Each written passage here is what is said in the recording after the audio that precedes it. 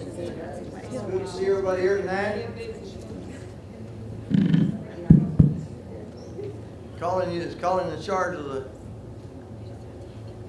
I think it's working some. I don't know, I ain't heard from Benny, I guess Benny's been having some health troubles, so I haven't heard nothing from him today, so. He ran some tests last week and they gave him some medicine that was supposed to help, but I don't know. I haven't talked to him since Sunday, I guess. Any other people that are sick we need to announce?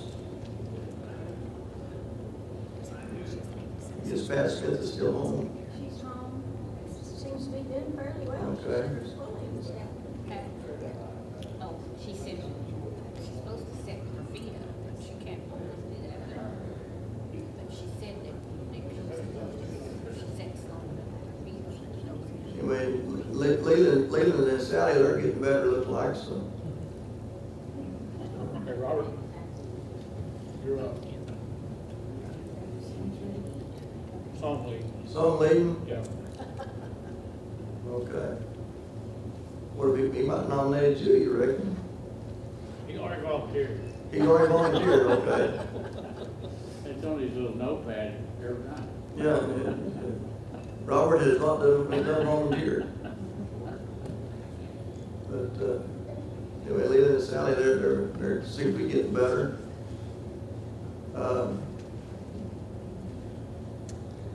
This Sunday, there'll be a fellow here from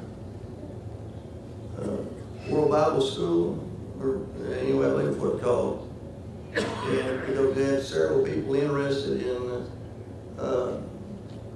doing these, where you send pamphlets out to people in correspondence courses.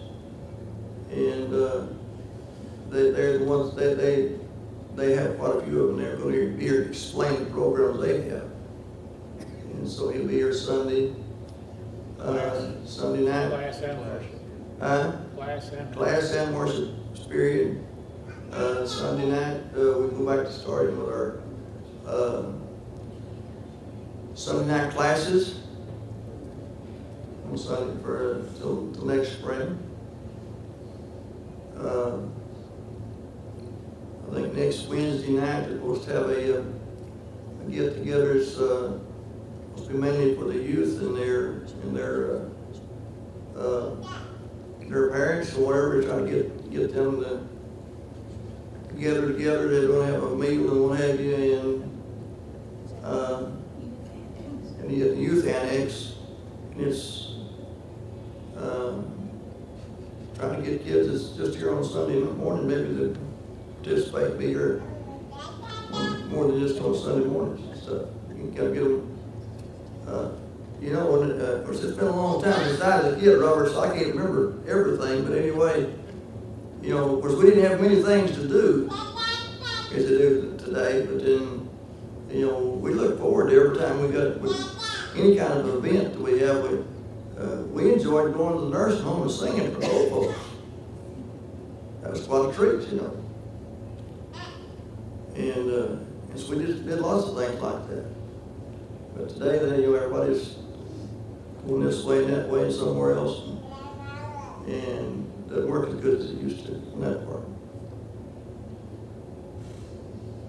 I told Becky we come to town here a couple Saturday nights ago about 7 o'clock, and I said, 50 years ago, this highway would have been full because you either went to the show or you went around and around and around up and down Main Street and dragging Main. Did they do that at Wilmington? Yes, they did. And at Davis too. Huh? And at Davis too, that's where I grew up. At Davis too? What about LaFleur? Did they have one downtown LaFleur? Just went round and round right there, one little circle, huh? Didn't take very long. Didn't take very long? Kind of like Kenna was. Yeah, just like Kenna was. Our young people today don't know. They don't know what dragging Main was, But anyway, but then that's what it is. It's mainly an event to get to encourage the youth to kind of get together and maybe become more social with each other. this is not anything close to what our subject is, we're talking about kids being social. There was a, Kyle's not in here, but anyway, they stopped the kids from using their telephones during school. And I was listening to some there's mainly ladies on a newscast in Oklahoma City. And they was talking about the feedback they had was that the kids were actually talking to each other, going up and down the halls, going in lunchtime. They were actually eating more lunch because they wasn't worried about punching the buttons on the deal. They was eating more lunch. And one lady, she had 2 kids that was at one of those ladies, she said, yeah, and they didn't die. She said, that's what our kids said, we will just die if we can't have our telephone all day, Send them in. Said neither one of them died yet, so that's, but anyway, we've lost the social part on a lot of kids, and a lot of people. I'm not the best driver in the world anymore because I don't see everybody, but you can run over lots of people because they don't even know, and they wouldn't know what happened because they're walking across the street doing this. We're driving doing that. Or diving doing that. Walmart's a dangerous place because they're going walking around doing this, So that's where our society is one thing. We are in Matthew chapter 18, verse 10. We say just for Leland, he's going to explain it all to us. He's had 2 weeks to prepare. Matthew chapter 18, verse 10 says, see that you do not despise one of these little ones, for I say to you that there are angels in heaven continually see the face of my Father who is in heaven. For the Son of Man has come to seek and save that which is lost. Now you got to switch the gear. That's another one of the verses not in Lydia's Bible, verse 11, is it? Okay. I told you to get that other Bible, but you didn't listen to me. Oh, that's fine. And you said, Kyle, well, you did just get his. It'll be just like the one I'm reading out of. He may be making some of that up, because it's not mine either. Well, you need to get a different Bible too. Mine just has 11 and then a little outline of the box with conversation in it, but nothing you can read. Mine's 12. Mine's got the bracket and got the verse in it, and at the bottom of the page it's got what? But anyway, so evidently somebody's been adding or taken away. Well, we've talked about this for a couple of weeks, so that just because it wasn't in the earliest manuscript didn't mean it wasn't there to start out with, because some of the manuscripts weren't complete when they found them because of the deterioration and what have you. Now, the question that Leland texted me 2 or 3 weeks ago about this question about the angels and little ones. Well, but before you do that, Uh-oh, I was afraid of that. mine doesn't have that part you read. Okay. Mine goes verse 10, and then it goes verse 12. Okay. You Yours needed, do the same? you should have been here last week. Says some manuscripts are here. Mine has it. Do I? Mine has it. Yours got 10, yours got verse 11 in it. Yours hadn't been took away from, that's what it is. They're reading them took away Bibles. It's funny though, but it labels it verse 11, but then it's Yeah, let you know that. We talked about that with Leland last week. Lydia's the one who brought it up. She got it all started, but anyway, we'll blame it on her. No, I'm glad she was paying attention. So if she hadn't been paying attention, she would have slipped on by. But anyway, and Colin, he's back there in the back, he can't participate because he needs to, but anyway, that many of the earliest manuscripts they have found, some of these verses wasn't in them. It didn't mean they wasn't in them to start out with, because a lot of the manuscripts had deteriorated, and so they didn't have, all of it wasn't there anymore in lots of other places. But the ones they translated it from had it, at that time would have been the earliest ones they could find, and they had it in it. But then, since then, they had found earlier ones, and some of them didn't have some of these verses in it. Read verse 11.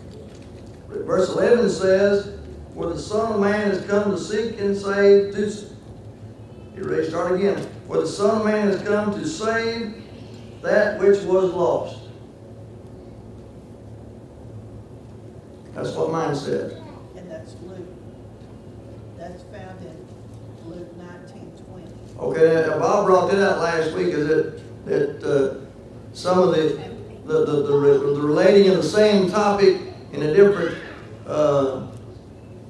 book would have this in it already, so you know that explains part of it. So it's not like they've added something to the Bible. Because it's already in it in another book besides, just the same statement. So now, Lynn's going to tell us all about guardian angels. Is that right? Yeah. Got a kid getting away with what's going on here. Eating crayon. Looking for an angel. I'm looking about an angel. You know, yes, ma'am. I believe in guardian angels, because David wouldn't have been alive this today if his guardian angels wasn't on him 24/7 when he was young. Okay. You know, I try to read the comics every day. You people say, oh, that you're too old to read comics. You can learn a lot from the comics sometimes. Not too long ago, everybody knows who Dennis the Menace is, don't you? Mean little boy that's always in trouble, and he's walking on top of a rock fence, just teeter-tottering along, and Mr. Wilson, Mrs. Wilson watch him, and she says, I bet his guardian angel is exhausted. You know, because of all the trouble he's always got in. But you're right, you know. But here he said about our angels being in the presence of God at all times. You know, some of the scriptures talk about God knowing us before we was ever born.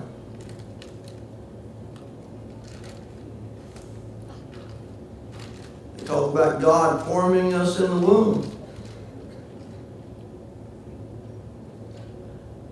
When, let me get my names right. When Elizabeth was pregnant with John the Baptist, and Mary came to see her, Elizabeth began to speak by the Holy Spirit, but it said, what did it say about the baby? He jumped whenever heard Mary come in the room. Now, where did you come up with this phrase, guardian angel? That's an earthly phrase. I don't think you can find it in the scriptures, I don't think, Leland. I don't think so either. But I think it's, you know, it's one that people have tagged on. It's like Janice said, if it had been somebody watching out for David, he never would have lived this long. And you know, and you stop and think about it. I mean, there's been lots of things happen to me in my lifetime that, you know, why did that, you know, God must have had more purpose for me, or I wouldn't live through it, you know. Read Hebrews 1:14. Okay, if you got to read it. Are they not all ministering spirits sent forth to minister for those who inherit salvation? Okay. What does that mean? They're working on God's behalf and working for us, I guess you'd say. Is they referring to the angels, right? I didn't hear what you said. They referring to the angels. They referring to angels, yes. Heavenly beings. Heavenly beings of some type. Wasn't there something about entertaining angels unaware? Yes, we talk about being hospitable to strangers. It says some have entertained angels unaware. Paul says that Satan himself is able to transform himself into an angel of light. You know, there's somebody that looks like he's all right. And then all that angels involves, I have no idea. I believe they're there, here or whatever going to say. Here he says that we've got our, especially children, have their own individual angels who are before God, and what their total duties are, whether they're actually guardian angels or whether,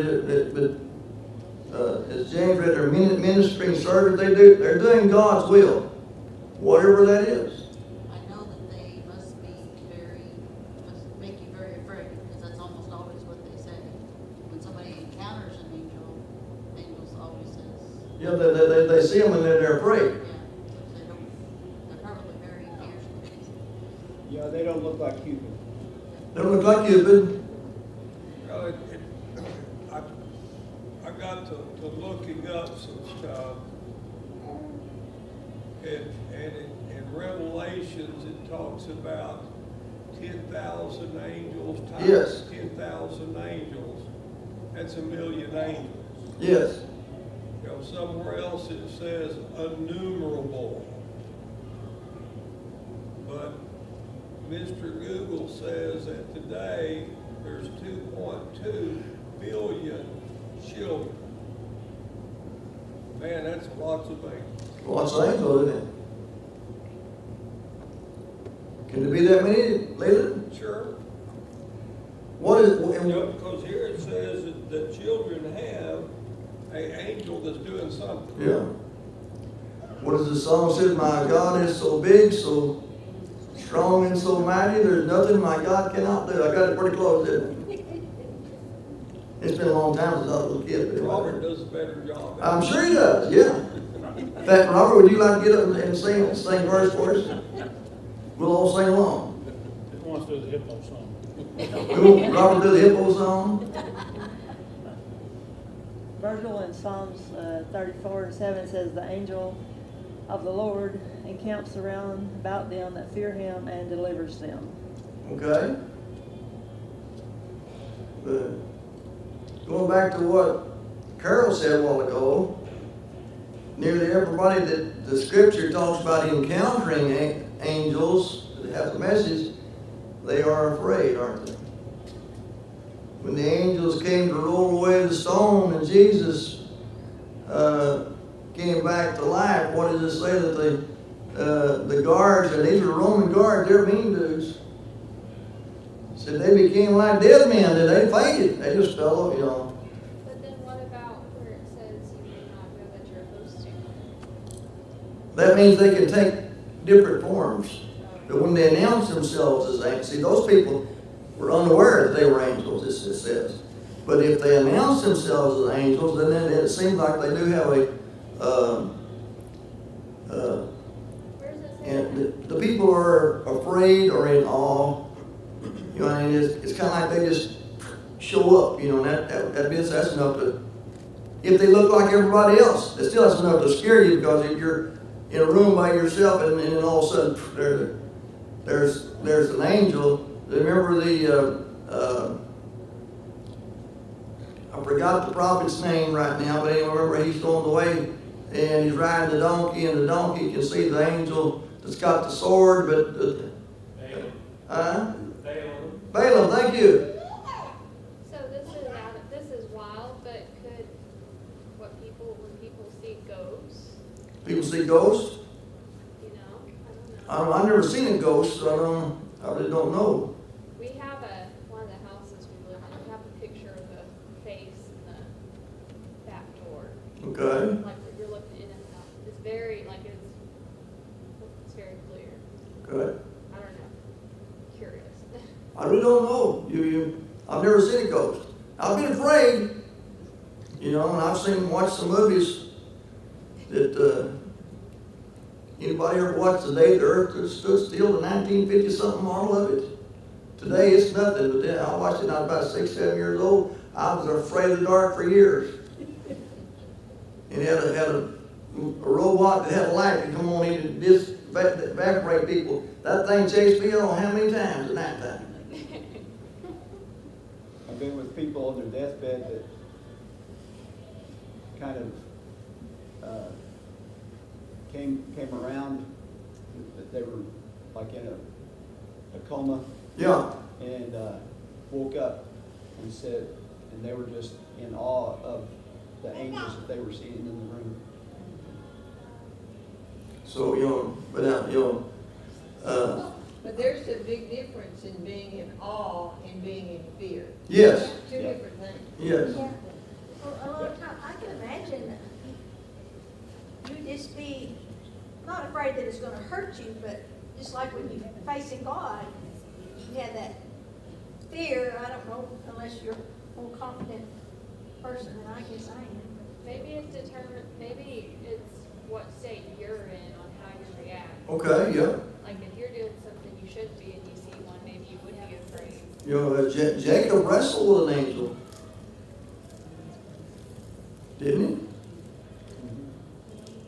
And I can't recall the Old Testament prophet, but, he tells his servant to look, and his eyes are open, and he sees all of these angels that are out there to protect them. Right. That's Elisha. Elisha? Okay.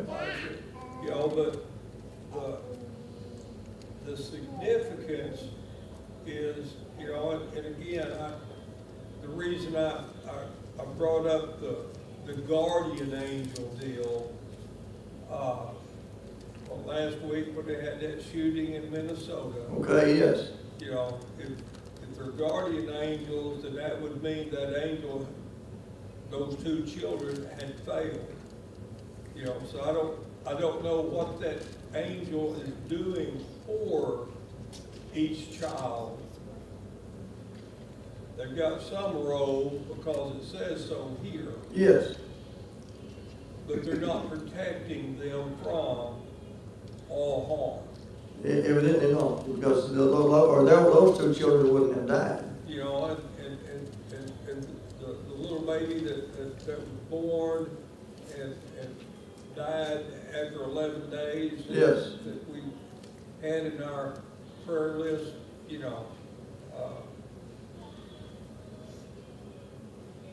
I don't know what these angels are doing, but evidently they've got some charge. They've got some charge and they're under God's control, and so, Do you think, I have to tell myself to make it bearable when a child dies, that maybe that angel's protecting them from something worse yeah, later on in their life. something worse later on, something we couldn't see, can't see.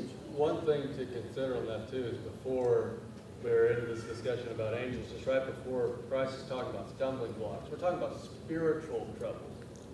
And I don't know what spiritual troubles exactly we're talking about here, but that protection probably aligns more with that than anything else. Right. And on top of that, God sees the world differently than we do. And one thing is for sure is we are not guaranteed, even the little ones aren't guaranteed physical safety. But whenever, the one thing that we can get whenever a child dies is the way I try to view it anyway, is they get a free pass. They get that, thank you. And That's it. I don't know how, that's the only way I make it through those kind of things, is they're better off than the rest of us.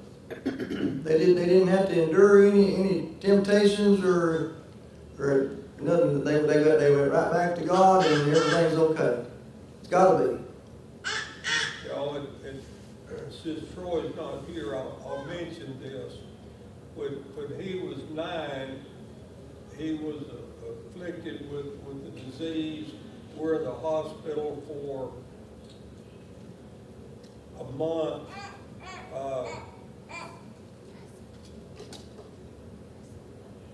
I'm outside visiting with my dad, and they called a code blue on Troy's room. And by the time I get up there, he has stopped breathing, his heart has stopped.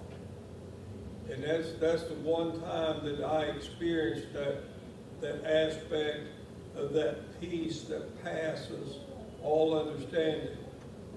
Because as I came out of the elevator, I was grabbed and shoved into this little chapel room, and Sally and maybe her parents or mom was in there, you know. But the one thing, the comforting deal was as was just said, what kept going through my mind was this little boy won't have to deal with all the trials of life. Yep. You know, now fortunate for us, you know, they got him restarted and, sometimes he behaves pretty well. Maybe there are a guardian's angel, but, you know, that aspect of realizing that, you know, as you get older, you got lots of tough fights to fight. Yes, there are those who have, there is a doctrine out there that that we are all born in sin. That's the reason they practice what they call infant baptism, and that's just against the scriptures, I think, as anything can be, because Jesus said you got to be like a little child. And the scripture said we got to be able to recognize that we're in sin, and recognize that God can save us, and also be able to understand the things we need to do to get in that saved condition. Little babies can't fathom that. Well, in that passage that you're referring to in Psalm 51, that's the result of a really bad translation of that passage. And what the passage is saying is that it says, in sin, my mother conceived me. Yeah. And that's the proper translation of that passage. And the translation, and it happens to be, I believe, the NIV that says that I was conceived in sin. In other words, that I inherited sin, but the scriptures don't point that out anywhere else. It's a miscalculation on people's part, and there are lots of people that believe in this infant baptism, but the scriptures that they don't need it. As I believe Collins said, and that's one of my favorites, they get a free pass. Don't stop it, just go on to heaven, and everything's all right. Okay, our time blew way up. We didn't get anywhere. So we'll start in somewhere in that area.